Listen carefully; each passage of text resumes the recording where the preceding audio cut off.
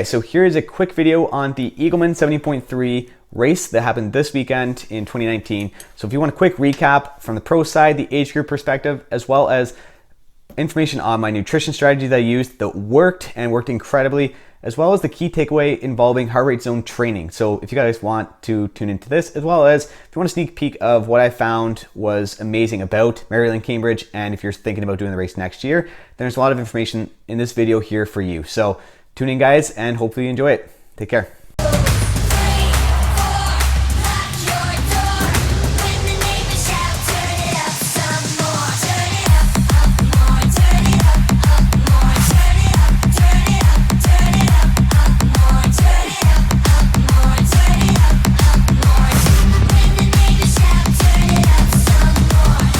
All right, so we did it. Eagleman 70.3 is officially under the hat now.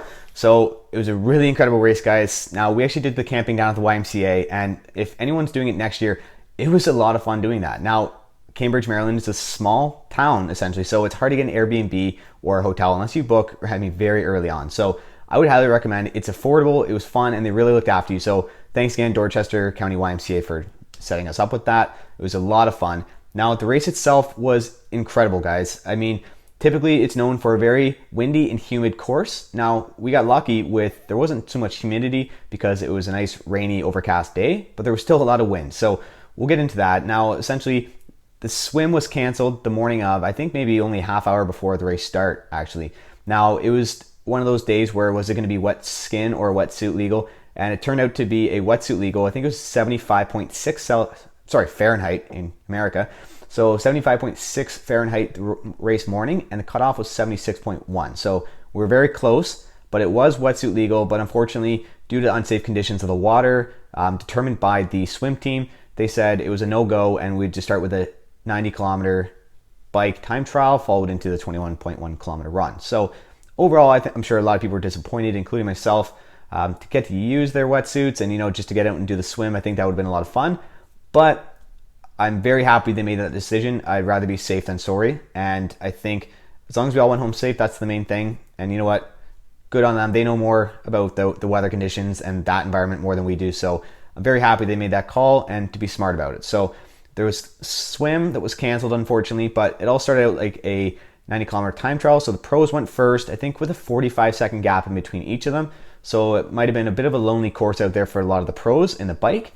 But for the age groupers, it sort of went by your lowest bib number up to the very highest bib number. So what that caused out in the course was you had some slower people in front of you, but you also had some faster people behind you. So there was nothing but passing on the left the entire time for a lot of people, or for most cyclists out there. Now, it was a unique experience, and that happens at so many races, guys. It's not just Eagleman. This happens all over. It's a part of the game, being an Ironman series brand. It's just, that's what it is. So we rolled the punches, and overall I think it went really well. It was handled really well, and they did a great job last second to sort of change it into just a bike run event. So good on them. The bike was incredible, lots of headwind and tailwind. So I would say overall the course was pretty neutral. Like, I don't think people had an advantage with the wind, because you also had a lot of side wind, tailwind, headwind. Like, it was a very windy and rainy bike course. So you battled out hard into the headwinds, and you got a bit of a break on the tailwind. So no other way to kind of look at that. It was a nice flat course, so that was good. So a lot of PBs were probably broken, but again, don't think it was a cakewalk, because it was a hard fight in those headwinds for sure. With the pelting rain coming down, it was a good bike, to say the least. Now, going into the run, it was excellent because, again, no humidity. And I think that was great, because I think typically it's a very humid race, and a very hot and humid without hardly any shade, I think. So we had nice overcast. It was a perfect race to run in. And I think overall the day went successful. Like, I think the pros had a great time. We had a great turnout from the men and females side. So we had Cody Beals, who was in second after being a reigning champ. I think 3 of the 4 last years he was first. So good on him for the second place there. We had Joe Gambles, who came first. So congrats, Joe. That's huge victory. And, looking at the female side, we had Danielle Dingman and girls like Rachel Olsen. It was just such an incredible pro panel as well. So I think everyone had a great time. There was a great turnout. And, one thing to say about Maryland, Cambridge is actually a really nice place. Like, the place is beautiful, nice small town, and everyone was just so welcoming, and we couldn't get over that. So us coming from here in Ontario, Canada, we're super thankful for that race, and we'd be going back there every year. So that's a super cool place to go. So I'd recommend that to anyone who wants to go. Now, I guess I just want to touch base on a couple takeaways from my race perspective. Now, I was pretty happy with my bike and run, but there's a lot of room for improvement, and I'll talk why in just a second as we talk about heart rate zone training. But first, I just want to talk about the nutrition that I used. Now, this is from First Endurance Canada. It's the EFS Pro, and that's what I used in all my bottles on the bike and run. And this is an EFS liquid shot. Also, it's sort of just like gels. It's kind of like 4 gel packs in one. Now, super beneficial to have these on the course, guys, and I'm so glad. Thanks First Endurance Canada for letting me use these products. They worked incredible. So everyone's nutrition plan should and is different. It should be different because we're all different, and we sweat differently, have different GI systems, all that stuff. But typically what I am aiming for in a target race, now factoring in, it might change around environment, weather, all that stuff, but I'm looking around 200 to 300 calories per hour. I'm a 60 gram carb kind of guy. I know people can go higher, but I'm 60 grams per hour. And your electrolytes like sodium, magnesium, all that, I want around 1,000 milligrams. And this here, the way I'm doing it, what I did in Eagleman, is 1,400 milligrams of electrolytes per hour just in the drink. And that drink would also give me 30 grams of carbs per hour and I think about 120 calories per hour. So have that in a 750 ml bottle and chase it with 1/3 of the EFS liquid shot, which also would give me 130 calories per hour, 33 grams of carbs per hour, and I believe 130 calories per hour. So anyway, nonetheless, it reached all my targets by doing that. So I kept focused, I kept topped up with my carbs, my calories, my sodium electrolytes, and my fluid intake on the bike, and it tastes amazing. It was a nice, easy lemon water flavor, and there was no GI disruption at all. And it actually made me thirsty for more. Like, you know how if you drink something that's really sweet or really strong, it's hard to chug down? This was perfect. It actually made me want to drink more. So it made me on top of my game. This is like having gel packs. So if you like gels, this is perfect for you. It's a nice wild berry flavor, and it all worked perfect. And that carried over to the run. And of course, you know, the last 5 kilometers, I would take a swig of Red Bull just to get that extra caffeine, and because I love Red Bull. So it worked fantastic, guys. I would not change my nutrition plan for the world. So I'll leave some links below if you guys want to check out First Endurance Canada products. But the EFS Pro and EFS Liquid Shot did it for me. It reached all my targets, and it was nice. Wouldn't change it for the world. So what it would change going forward is my actual training. And so I want to bring up some stats here, and I got my laptop here beside me. So my brother-in-law and I both raced this race together. And what we didn't realize until the end, that we were 13 seconds apart. So over a long race like that, that's pretty incredible. But some things stood out to us, which we were shocked about. Now, if you guys want to check back to the podcast where I did with Triathlon Taren, he came on the Pacey Racing podcast, and we did a show on heart rate zone training. And I really encourage everyone to listen to it, because I even myself am going to go back and listen to it again and get into that mindset going forward further. Now, the reason why I say this, yes, we're only 13 seconds apart, but we're looking at our heart rates and our heart rate zones and, you know, recovery time after this race. And it was just absolutely astonishing, the results. So my brother-in-law did the heart rate zone training. So and for those who don't know yet, what it is he essentially stayed in zone 2, which is a fairly low heart rate that focuses on aerobic foundation building and conditioning. So he was focusing on, you know, building his slower speed and making that faster while keeping his heart rate low in a zone 2.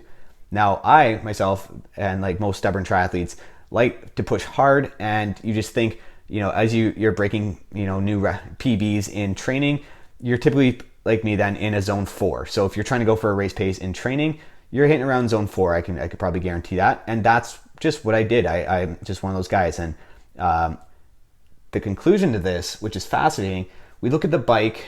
Now, my heart rate average was 161 with a max of 187. So that's sitting in zone 4, upwards of zone 5, the max.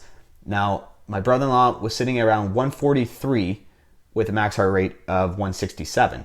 So his max was pretty much my average.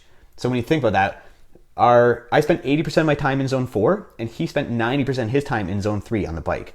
So if you think of like lactic acid buildup, you think of stress in your body, that all plays such a big toll if you're spending that much time in those higher zones and pushing your heart that hard, right? Now, going over to the run, which is where everything carried over into, my average heart rate was still 165, max heart rate 185. His was average heart rate 150, max 169. So still, again, he spent 75% of his time in zone 3 and 25% in zone 4. And that's where you can see you're pushing it at the end, giving everything you got. Smart. Now, I spent 89% of my time in zone 4, and actually 8% of the rest of it was in zone 5. So like max threshold, giving it all I have. Now, to show that, a recovery advisor for me was 4 days, and I felt completely off after the race in terms of like behind my right knee, there's problems maybe 10 kilometers in, 13 kilometers in. My right ankle was killing me.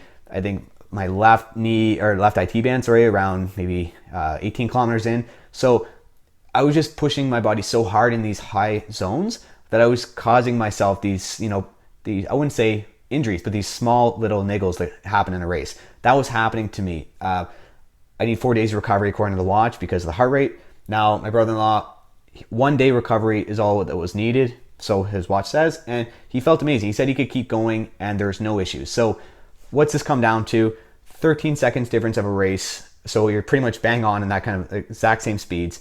Now, the difference was, again, he spent his time training in low heart rate zones, trying to build that base foundation. I didn't. So the takeaway from this, I'm excited to say, is I'm going to be focusing my training now in heart rate zone training. So I will do zone 2 for the majority of training, right? So it's going to be a lot of building that cardio foundation. And the way I think I need to look at it now is if you want to do a long run, maybe put a 2-hour time limit on your run instead of, say, I want to do a 20-kilometer run. Say I want to do a 2-hour run.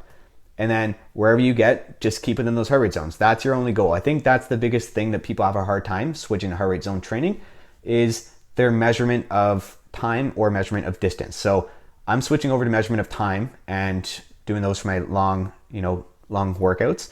Now, my short workouts are going to be high intensity zone 5, building that threshold and building that top end. So I'm excited to try this out, and I'm really excited to see these results. I was happy with them, and again, couldn't complain about nutrition at all. What I could complain about is my efficiency in training.